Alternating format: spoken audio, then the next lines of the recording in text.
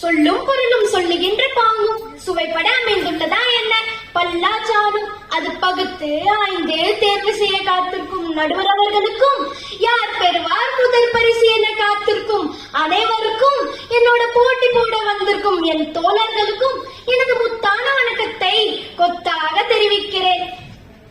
மகாகவி பாரதியார் நினைவு நாளை ஒட்டி அவர் எழுதிய கவிதையை உங்கள் முன் எடுத்துரைக்கிறேன்.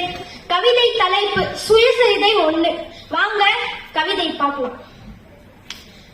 கம்பன் என்றொரு மானிடன் வாழ்ந்ததும் காளிதாசன் கவிதை புனைந்ததும் உம்பர் வானத்து கோலையும் மீனையும் ஓர் தளர்ந்ததோர் பாஸ்கரன் மாட்சியும் நம்பர்